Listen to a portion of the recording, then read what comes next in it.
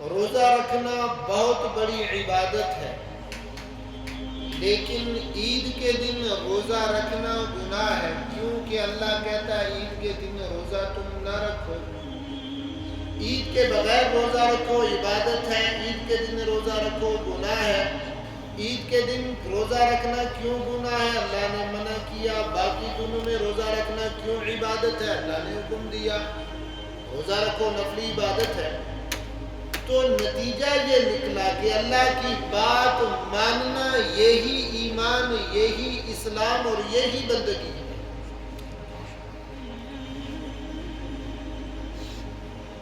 وہ کسی نے کیا خوب کہا ہے، تیرے آزاد بندوں کی نہ یہ دنیا نہ وہ دنیا، تیرے آزاد بندوں کی نہ یہ دنیا نہ وہ دنیا، یہاں مرنے کی پابندی وہاں جینے کی پابندی، تیرے آزاد بندوں کی نہ یہ دنیا نہ وہ دنیا، یہاں مرنے کی پابندی وہاں جینے کی پابندی۔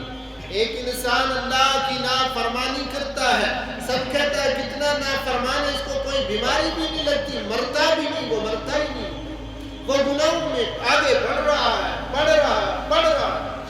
سب کہتے ہیں اس کی تو ضرورت ہی نہیں تھی، لیکن ایک انسان جس کے لیے پوری دنیا دعائیں کرے، ربا اس کو زندگی عطا فرما، حیات عطا فرما، لیکن اللہ اس کو اٹھا لیتے ہیں۔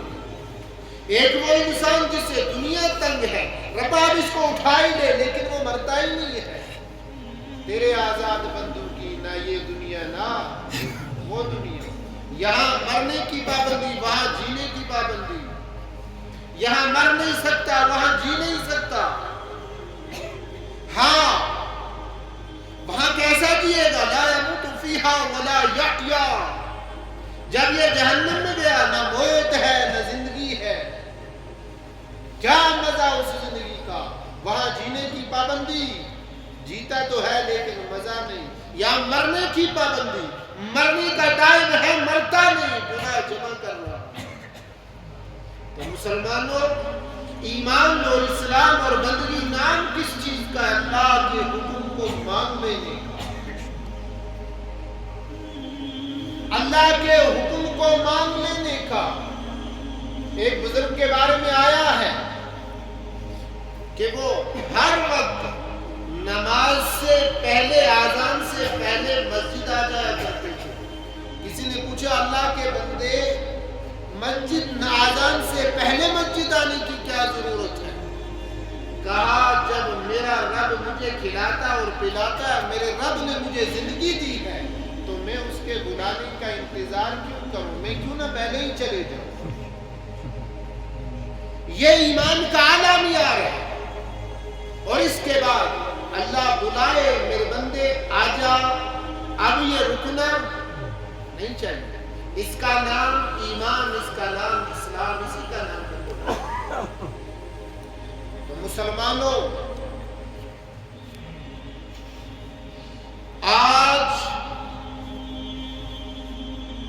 وہ مہینہ ذوالقعدہ کے آخری ایام اور ذی الحجہ کی شروعات ہے، تو اللہ تبارک و تعالیٰ مجھ سے اور آپ سے مطالبہ کیا کرتے ہیں؟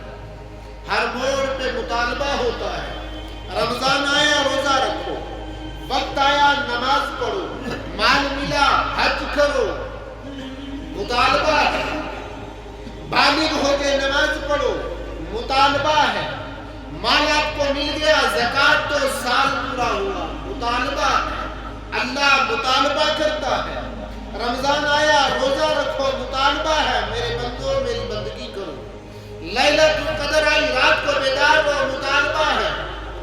صدقے فطر کا موقع آیا مال نکالو، مطالبہ ہے۔ میرا کون بندہ لبیک کہتا ہے، کون لبیک نہیں کہتا، اتنا ہی ہے۔ عید الاضحیٰ اللہ کا مطالبہ ہے قربانی کرو، قربانی کرو، لیکن فائدہ کیا ہے؟ اللہ تجھے کیا مل رہا ہے؟ نہیں ینال اللہ لحومھا ولا دماؤھا، نہ اللہ کو خون کی ضرورت، نہ اللہ کو گوشت کی ضرورت، ولکن ینال تقویٰ، اللہ کو تمہارا تقویٰ پہنچتا ہے۔ تم میں سے کس کو کتنا تقویٰ، تم میں سے کون اللہ کی بات کو مانتا ہے؟ اللہ اس بات کو دیکھنا چاہتے ہیں۔ اور تو مسلمانوں، قربانی یہ سنت ابراہیمی ہے۔ ہر سال میں اس موضوع پہ کم سے کم 3، 4، 5 جمعے بات کیا کرتا تھا، لیکن اس سال بدقسمتی ہی مانیں گے کہ وقت بڑا قریب آ گیا، اور میں آپ کو مختصر چیزیں سمجھانے کی کوشش کروں گا۔ قربانی یہ سنت ابراہیمی ہے علیہ السلام۔ حضرت ابراہیم علیہ السلام اللہ کے جلیل القدر پیغمبر ہیں، اللہ کے جلیل القدر پیغمبر۔ ابراہیم خلیل اللہ، محمد حبیب اللہ صلی اللہ علیہ وسلم۔ حبیب اور خلیل میں کیا فرق ہے؟ حبیب وہ ہے جس کو سب کچھ دیا جائے، جس کو سب کچھ، اور خلیل وہ ہے جس کا سب کچھ دیا جائے۔ حبیب جس کو سب کچھ دیا جائے، خلیل جس کا سب کچھ لیا جائے۔ ابراہیم خلیل اللہ، اللہ جو مطالبہ کرتے ابراہیم پورا کرتے۔ اس میں سے ایک مطالبہ، اب ابراہیم علیہ السلام اللہ کے برگزیدہ پیغمبروں میں سے، ابراہیم اللہ کے خلیل ہے، اللہ کے دوست ہے، اور نبی کے پاس جب حکم آتا ہے تو لاتا کون ہے؟ جبرائیل۔ لاتا کون ہے؟ جبرائیل۔ ابراہیم کے پاس بھی جبرائیل آتا ہے، لیکن جب امتحان کا مسئلہ ہے تب جبرائیل نہیں آیا۔ ابراہیم علیہ السلام خواب دیکھتے ہیں، اور خواب کے اندر یہ اشارہ ہوتا ہے کہ ابراہیم مجھے محبوب چیز چاہیے، ابراہیم مجھے محبوب چیز چاہیے۔ اگر اللہ تبارک و تعالی حضرت جبرائیل کو بھیجتے، جاؤ میرے خلیل کو کہو بیٹے کی قربانی دو، پھر یہ امتحان نہیں تھا، پھر یہ حکم تھا، اور پھر فرض تھا اسماعیل علیہ السلام۔ لیکن جبرائیل نہیں آتا ہے، خواب کے اندر الہام ہوتا ہے۔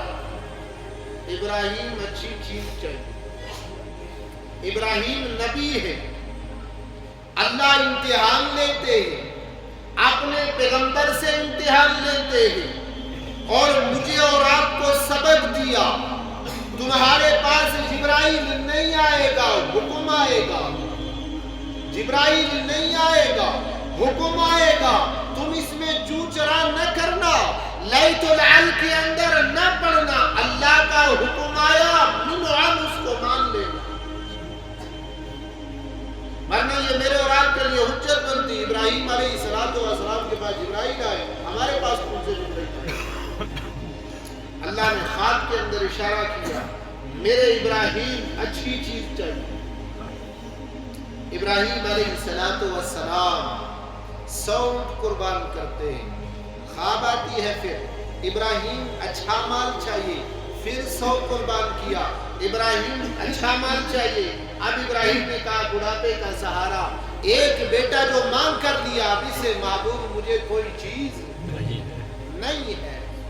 اللہ حضرت ابراہیم علیہ السلام اپنے بیٹے کو لے کر قربان گاہ کی طرف جاتے، ذبح کرتے ہیں، اللہ کہتا ہے قد صدقت الرؤیا، او ابراہیم آپ نے اپنے خواب کو سچا کر دیا، حکم نہیں ہوا تھا، خواب تھا، ابراہیم آپ نے خواب کو سچا کر دکھایا۔ جب خواب سچا ہوا، ابراہیم حکم کی تو بات ہی نہیں، جو خواب دیکھ لیتے ہو اس کو بھی پورا کرتے ہو۔ اللہ اب بتاؤ میرا مقام کیا ہے؟ کہا ابراہیم پاس ہو گئے ہو، اللہ کیا کروں؟ کہو کیا؟ او ان صلاتی و نسکی و محیای و مماتی للہ رب العالمین۔ ابراہیم اب تجھے حق ہے کہ تو کہے ربا میری نماز تیرے لیے، کیوں؟ جو نبی خواب کو سچا کر کے دکھائے، جو نبی خواب الہام کے ذریعے اپنی اولاد کو ذبح کرے۔ اللہ کہتا ہے ان صلاتی و نسکی و محیای و مماتی، اب کہو۔ لیکن مسلمان تیرے پاس 1400 سال گزر گئے، اللہ کا قرآن موجود ہے، لیکن یہ مسلمان پھر لیت و لال کے اندر پڑا ہے، مجھے کرنا ہے یا نہیں کرنا، میں یہ کام کروں یا نہ کروں۔ یہ مسلمان اب اسلام پہ قائم نہیں ہوا۔ پوری دنیا میں مسلمان ہے، لیکن پوری دنیا میں وہ جگہ بھی بتاؤ جہاں اسلام قائم ہے۔ قرآن موجود ہے، نبی کا فرمان موجود ہے، وجہ کیا ہے؟ وجہ یہ ہے کہ اللہ کے حکم کو